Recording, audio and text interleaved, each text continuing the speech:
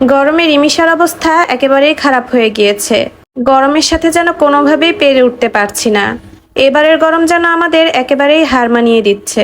এই গরম থেকে রিমিশাকে কিভাবে একটু স্বস্তি দেওয়া যায় সেটা নিয়েই চিন্তা করছিলাম। আপনারা অনেকেই বলছেন আপু একটা এসি কিনে নেন। সত্যি বলতে এসি কেনার মতো সামর্থ্য আমার এখনো হয়ে ওঠেনি। যখন আমার এসি কেনার মতো সামর্থ্য হবে তখন অবশ্যই এসি লাগিয়ে নিব। আপাতত কিভাবে একটু রিমিশাকে স্বস্তি দেওয়া যায় সেটা নিয়ে অনেক চিন্তা ভাবনা করছিলাম। কারণ আমাদের গরম লাগলে আমরা তো একটু বলতে পারি যে অস্বস্তি লাগছে বা খারাপ লাগছে। আমার রিমিশা তো সেটাও বলতে পারে না। ও গরমে শুধু কান্নাকাটি করে আর অনেক বেশি রাগ দেখায়। আমি সারা দিন 2-3টা করে ফ্যান ছেড়ে রাখি। আর তাছাড়া কারেন্ট তো আমাদের এলাকায় তেমন একটা যায়ই না, বলতে গেলে 1 মাসের উপরে হবে তেমন একটা কারেন্টই যাচ্ছে না। আর যদিও 2-1 বার যায় তখন আমি আমার ঘরে বড় চার্জার ফ্যান আছে সেটা ছেড়ে রাখি। কিন্তু তারপরও রিমিশা একেবারেই ঘামিয়ে যায়। আর এই কারণে রিমিশার জন্য আজকে যাতে ওর সাথে আমি একেবারে একটা ছোট্ট ফ্যান ফিট করে রাখতে পারি সেরকম একটা ফ্যান কিনতে যাব। মানে ও যাতে সাথে সাথে নিয়ে ঘুরতে পারে, যেখানে যায় হাঁটে খেলে বা বারান্দায় যায় বা টয়লেটে যায়, ওর সাথে জানি আমি একটা ফ্যান দিতে পারি।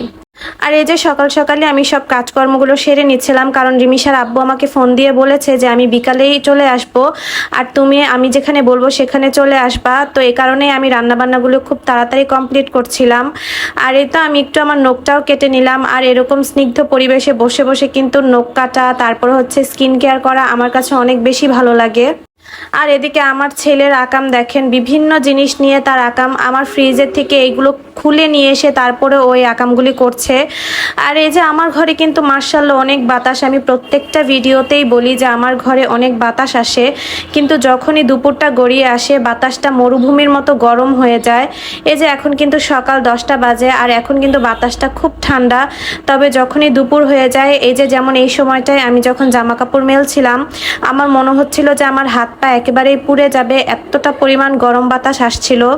মরুভূমিতে যেরকম গরম বাতাস আসে ঠিক সেরকমই একটা গরম দমকা হাওয়া মুখের মধ্যে লাগে আর একেবারে চোখ নাক মুখ জ্বলে যায় এই অবস্থা। আমি তো জাস্ট এই জামা কাপড়গুলো মেলতে আর জামা কাপড়গুলো আনতে একটু বারান্দায় যাই, তাছাড়া সারা দিনই ঘরে দরজা জানালা সব আটকানো থাকে।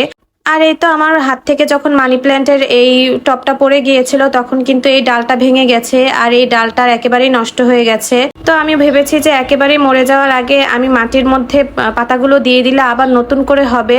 তবে আফসোস হচ্ছে একেবারেই পাতাগুলো মরে গিয়েছিল, মানে ধরা যাচ্ছিল না।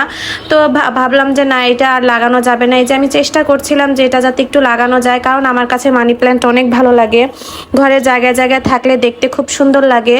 তো আমি অনেক চেষ্টা করার পরেও এটা লাগাতে পারিনি, অবশেষে আমি এটা ফেলে দিয়েছি। আর এই যে আমি যে রাস্তা থেকে যেই পরগাছাটা নিয়ে এসেছিলাম সেটাই আমি এখন লাগিয়ে দিচ্ছি। আর এই পরগাছাটার এত পরিমাণ গ্রোথ, এটা প্রত্যেক দিন অল্প অল্প করে বাড়তে থাকে, আমার কাছে অনেক ভালো লাগে, তাই এটাই আমি লাগিয়ে দিয়েছি। আর এদিকে আমার ছোট বোনের পায়ের অবস্থা দেখেন, ওর পায়ে একেবারে পানি এসে অবস্থা খারাপ। আপনাদের কারো কাছে যদি এটা থেকে মুক্তি পাওয়ার কোনো উপায় থাকে আমাকে একটু জানাবেন। আপাতত ওকে কোনো ডক্টরের কাছে নিব না, কারণ কিছুদিন আগেই ডক্টরের কাছ থেকে এসেছে। তো ঘরোয়া কোনো উপায় থাকলেই আমার কাছে ভালো হবে। আর এই যে দেখেন আমার মেয়ের অবস্থা, গরমে একেবারেই অবস্থা খারাপ। একটু পরপরই মুখে গিয়ে পানি দিচ্ছে, মাথায় পানি দিচ্ছে। তো ওকে দেখে আমার অনেক বেশি খারাপ লাগছিল। রিমিশার আব্বুকে আমি বারবার ফোন দিচ্ছিলাম যে তুমি কোথায়, ফ্যান কখন আনতে যাব। তো রিমিশার আব্বু বললেও যে তুমি আর 1-1.5 ঘন্টা পরে রওনা দাও, আমি আসতেছি। আর এই যে রিমিশা কিন্তু চুপচাপ দাঁড়িয়ে দাঁড়িয়ে এখানে সূর্যাস্ত দেখছিল। ও অনেক পছন্দ করে সূর্যাস্ত দেখা। আমি যে আগের বাসাটায় ছিলাম সেখানে সূর্যাস্ত দেখা যেত না, তারপরও এরকম জানালার পাশে বসে বসে কিভাবে দিন থেকে রাত হয় সেটা দেখতো। আর এই বাসায় তো মাশাআল্লাহ সূর্যাস্ত খুব সুন্দরভাবে উপভোগ করা যায়। আর এটা হচ্ছে সেই চার্জার ফ্যান যেটা কিনা আমি সবসময় কারেন্ট গেলে চালাই। এটার ব্যাকআপ এতটাই ভালো, আমি 5-6 ঘন্টাও চালিয়ে দেখেছি, এটাতে কোনো প্রকার কোনো সমস্যা হয় না। 5-6 ঘন্টা ইজিলি এটা ব্যাকআপ দিতে পারে। আর এই যে এদিকে কিন্তু রিমিশার আব্বু গরমে একেবারে অস্থির হয়ে গেছে, অফিস থেকে ফিরেই সাথে সাথে আমাকে নিয়ে মার্কেটে চলে গিয়েছে ওদের জন্য ফ্যান কেনার জন্য। আর সত্যি কথা ভাই, ফ্যানের বাজারে মনে হয় আগুন লেগে গিয়েছে। গরম বাড়ার সাথে সাথে ফ্যানের দামও একেবারে দ্বিগুণ হারে বেড়ে গিয়েছে। আমরা ডিসাইড করতে পারছিলাম না যে রিমিশার জন্য কোনটা নিব, কারণ একেবারে বড় ফ্যান তো আরও সবসময় ক্যারি করতে পারবে না, আর একেবারে ছোটগুলোও তেমন একটা বাতাস হয় না। কারণ পিছনে যে গোলাপি ফ্যানগুলো দেখা যাচ্ছে ওগুলো আমি রিমিশার জন্য না হলেও 10-12টা কিনেছি, 1 মাসও চলে না, নষ্ট হয়ে যায়। তো সবকিছু ভেবেচিন্তে রিমিশার জন্য আমি এই ফ্যানটা কেনার ডিসাইড করেছি। এই ফ্যানটাতে চার্জার লাইটও আছে, আর এই ফ্যানটার ব্যাটারি ব্যাকআপও অনেক ভালো, 4-5 ঘন্টা এটা ইজিলি চলবে। আর তাছাড়া এই ফ্যানটা 3 হাই স্পিড, মানে এইটার স্পিড 3বার বাড়ানো যাবে। আর এই যে গিফট পেয়ে রিমিশা তো তার বাবাকে ভুলেই গিয়েছে, তার বাবা বারবার বলছিল আমি গিফট দিয়েছি, আমাকে একটা পাপ্পা দাও, কিন্তু সেতে তার গিফট নিয়েই ব্যস্ত। অবশ্যই সে একটা পাপ্পা দিয়েই দিয়েছে। আর এই ছোট্ট ফ্যানটা কিনেছে সিয়ামের জন্য, যদিও এই ছোট ফ্যানটা কিন্তু ভালো স্পিডে চলে, মানে বড় ফ্যানটার বাতাসের অনুভবও তেমন একটা বোঝা যায় না যতটা কিনা এই ছোট ফ্যানটায় বাতাস। আর সিয়াম যেহেতু স্কুলে যায় তো ওর সাথে একটা ফ্যান লাগেই, কারণ স্কুলে মাঝে মধ্যে কারেন্টও চলে যায়।